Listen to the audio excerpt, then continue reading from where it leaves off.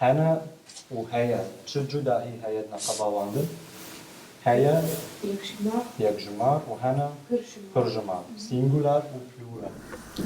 يا حفتان برنادت دا بيرامن نخوشه. سەرقاڵی خوێندنی ڕێزمانی کرمانجین کاریبوون و هەبوون. تو تكري شمري قال وان بكي بله ناوی بیرای من سرحته او خوانده کاره دا پیرو با پیر من جی بمره دجین سو سپاس شبو اگاهیان سپاس خوش سپاس شو هر دویان نرجی. یاسەمین و بنێدیکت فرخوازی هاوڵاتی نەمسان و ساڵێکە زمانی کوردی دەخوێنن. هەردووکیشیان شەیدای زمان کولتور و خەڵکی کوردستانە.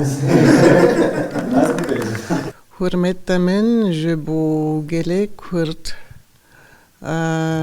پر مزینه حرمەتی یاسمین ئەوەندە گەورەیە بۆ کورد کە بڕیاریدا فێری زمانی کوردی بێت چونکە یاسمین ماوەی چەند ساڵێکە لە ڕۆژئاوای کوردستان پرۆژەی مرۆیی بەڕێوە دەبات و لەوێ بە کولتوری کورد ئاشنا دەبێت و بۆ تێگەشتن لە کورد زیاتر بەڵێن دەدات بە تەواوی خۆی فێری کوردی بکات.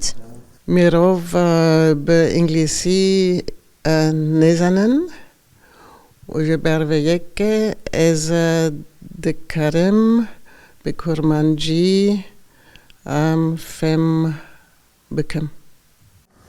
ناوي من روحاته اشي بشارة مردينه ما تخمده تبستان تونية بنێدیکتی تەمەن 37 ساڵ بەشی ئەنترۆپۆلۆژیای کۆمەڵایەتی خوێندووە و هاوڕێی کوردی زۆرە و دەیەوێت کوردی فێربێت و لە داهاتوودا لە ڕۆژئاوا کار بکات.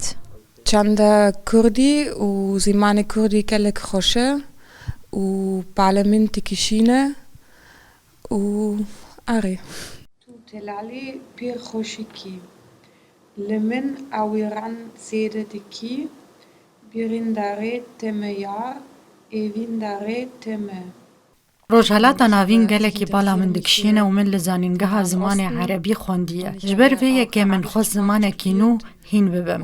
Ez dixwazim seredana Rojavayê Kurdistanê bikim û peşdarî projeyên mirovî bibim. Ev e plana min a pêşerojê ye. مامۆستایەکی گەنج حوسێن نزیکەی 3 ساڵە مامۆستای زمانی کوردیە و 7 ساڵیشە لە نەمسایە و ئێستا خوێندکاری ماستەرە لە بەشی زانستی سیاسی لە زانکۆی ڤێننا.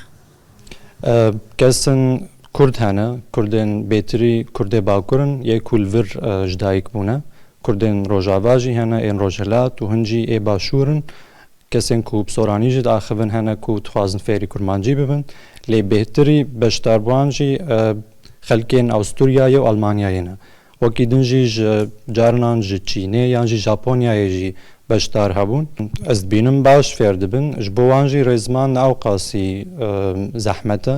هەفتەی 2 جار بە ئۆنلاین و سێشەممانیش لێرە وانی کوردی بە چەندین فێرخواز دەڵێتەوە.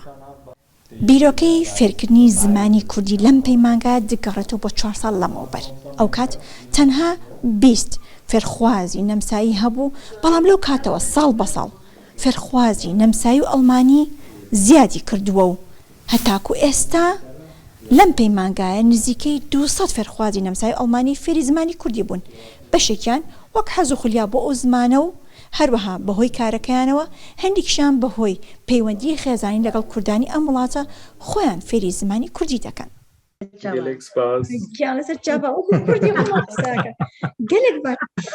لاریسا و ئەلێکس و ماریا لە خۆشەویستی بۆ هاوڕێکانیان خۆیان فێری زمانی کوردی دەکەن. سورگوڵیش خۆی کوردی دەزانێت بەس دەیەوێت بە نووسین و خوێندنەوەی کوردیەکەی باشتر بکات.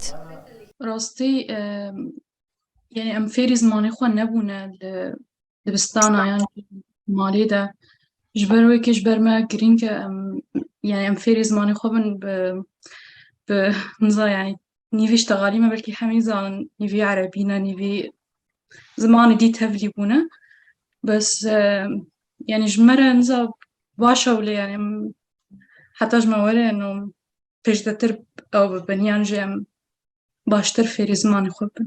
کاتێک فێرخوازان ئاستەکانی یەکەم و دووهەم و سێمی زمان تەواو دەکەن بڕوانامەی باوەڕپێکراوی زمانی کوردی وەردەگرن. ئاڵاشاڵی ڕووداو ڤیەننا.